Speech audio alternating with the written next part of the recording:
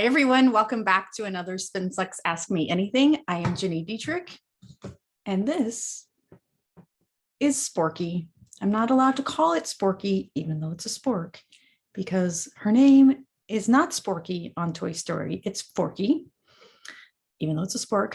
I also think that she only has one eye in the movie, but here we are. So this is Addie's Forky, and it's kind of cute, don't you think? Sitting here on my desk with me. Anyway, today's question is, oh shoot, I lost it. Hang on. As a small agency, what's the best way to protect your IP and your business? I feel like this is a loaded question, and I feel like it was presented to me because of the issues that we have with the peso model. About a week ago, I received an email from a podcast from an influencer that I follow, and they had a guest on their podcast who claimed that she created the peso model. She did not create the peso model. Also, I own the registration on the peso model. I own pesomodel.com, and I created the peso model. The diagram that everybody uses, which is great and fine and dandy, and we want you to use it with credit, with attribution. She stripped the watermark off and our copyright information off of it, and she put her own logo on it. And it's on her website. So I actually have an IP attorney. We've talked about her before, Sharon Torek. She's awesome. She's amazing. She has helped us over the years get registration and trademark for peso model course, peso model certification, peso model, Gini Dietrich, Spin Sucks rules. I don't know, like everything that you could possibly get. We also have the copyright and trademark on the image. So the rule is this: if you want to use the peso model in your business, and if you want to use that image that demonstrates how it works at a tactical level, you are welcome to use it. What you can't do is pretend that it's your own. You can't change it to be your own brand, to match your brand colors. You can't strip the watermark or the copyright and pretend that it's your own.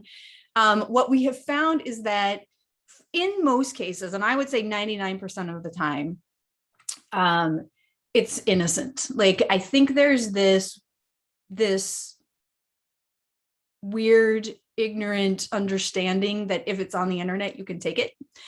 We saw this in the early days of blogging, where if you saw an image on Google, you would just take it and put it in your blog post, not realizing that photos are copyrighted. There was just a conversation in the Spin Sucks community about music and using music in videos and things like that without working with the artist because it's their copyrighted material. So if it's on the internet, it is not free to use. There are opportunities for you to use free images and free videos and things like that. It's called Creative Commons. And we have the peso model graphic, and we have the peso model description under Creative Commons. Our rule is that you just have to give us credit. You have to link to Spin Sucks, and you have to say it was created by us. That's it. And you can use it to your heart's content. But so what happens, and I'll get back to the question at hand, which is how do you protect yourself? Make sure that your intellectual property is copyrighted and trademarked. I invested in that last year just to make sure that we had everything covered. We had like bits and pieces throughout the years, but last year I took a good chunk of money and I invested that in specifically making sure that we're covered across the board. So do that. The second thing is be diligent about following up. I always like to give people benefit of doubt before I bring the attorney in, and I will email or I'll tweet or I will direct message. I will find some way to reach you privately, call you and say, hey, listen, we saw this.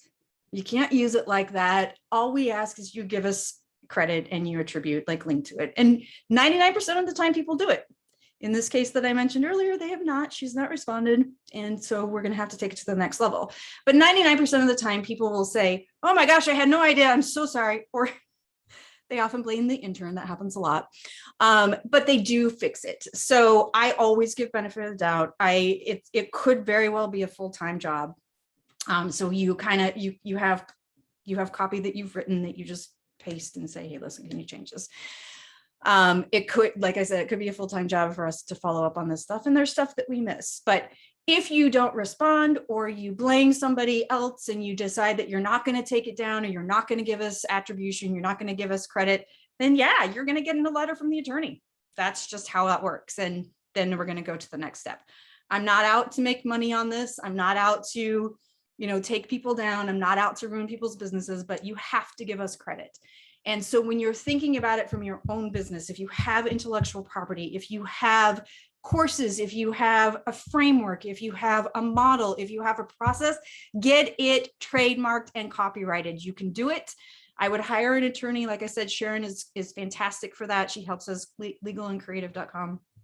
She helps us with all that stuff. She'll say, hey, we were looking at this and we think you should tweak the messaging on that just to make sure it matches what we gave to the registration office. They're fantastic. So if you have any IP that you're going to put out into the world through a book, through a blog post, through a new business meeting, through client work, whatever it happens to be, get it protected. The end.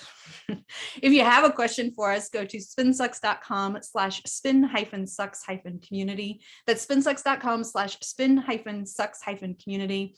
It's a free community. We hang out there. You can ask all the sorts of questions. You can brainstorm. You can get information. You can get help with problems. It's also really fun. I'll see you next week.